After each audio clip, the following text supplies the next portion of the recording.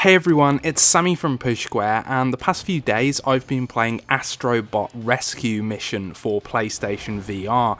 Now, you may remember many years ago I made a video based on the Playroom VR's robot rescue demo, and I was basically petitioning for Sony to make this into a full game, and that's exactly what they've done.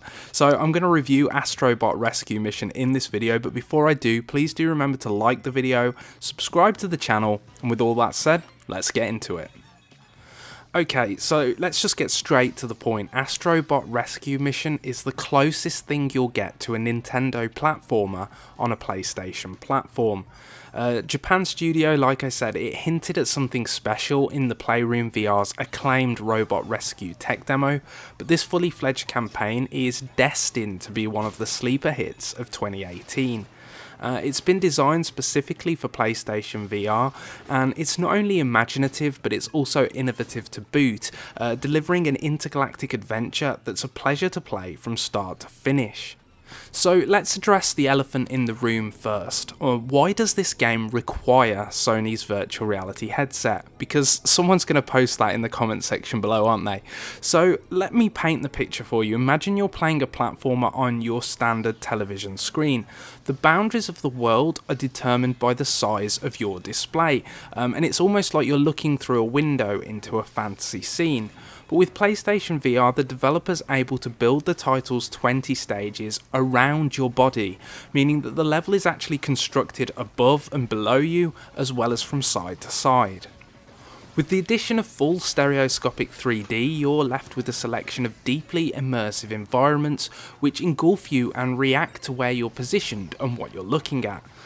The title isn't afraid to break the fourth wall, and so the eponymous android will look to you for guidance as you move him around the world, while your headset will crack if you take damage to the face.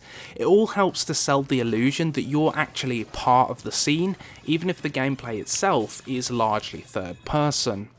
Now, I say largely third person because, similarly to Moss, motion controls are incorporated as well. Throughout the campaign, you'll unlock tools which are attached to the DualShock 4 controller, and these are then used to progress. So a hookshot, for example, must be aimed at damaged walls in order to pull them down, or it can be employed to create makeshift tightropes for the hero. I don't want to give too much away, but every gadget is intelligently implemented, augmenting new gameplay gimmicks along the way. Now, your main objective in each of the stages is to rescue 8 missing robots, with these either hidden in plain sight or the reward for completing a challenging platforming sequence. The game actually rarely runs out of ideas, introducing unique mechanics before throwing them out and replacing them with something else. One level, for example, equips Astro Bot with a swimming ring and tasks you with navigating a rising tide in order to overcome enemies and dangerous obstacles on the seabed. The art design is outstanding, with the animation a particular highlight throughout. One particular beach-based bot plays keepy-uppy with a football before volleying it in your general direction, and you can of course bat it back to take him out. Another enemy type transforms into a hammer and will attempt to flatten you if you don't get out of its way. The game's never particularly difficult, but there's just enough challenge to keep you on the edge of your seat. It's really expertly tuned. Now, the boss fights are perhaps the biggest highlight when it comes to sheer scale and spectacle, with PlayStation VR allowing the eclectic collection of critters to tower over you. These are all pattern-based battles where you'll need to yank at the teeth of a gorilla or punch the pilot goggles of a giant bird. Again, it's the animation that really brings these gigantic characters to life, with them reacting to each and every attack. So while the campaign isn't enormously challenging, it'll run you a good 4 or 5 hours before you see the credits roll.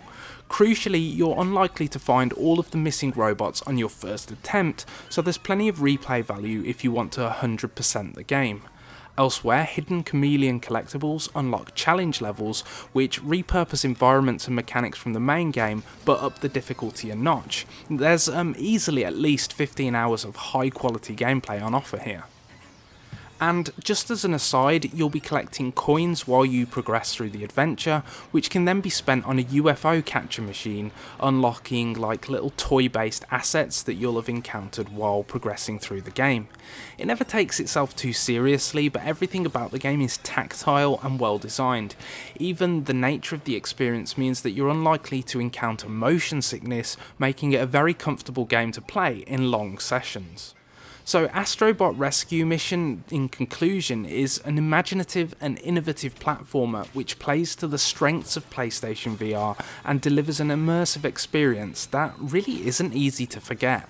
Stunning presentation is elevated by insanely good animation, and it ensures that you always feel present in the release's virtual world, while tight controls and genuinely clever level design will keep you engaged.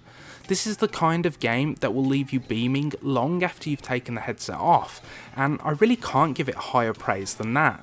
But let me know whether you're going to pick it up in the comments section below. Would you like to see more PlayStation VR games like this that take place from a third-person perspective rather than a first-person one?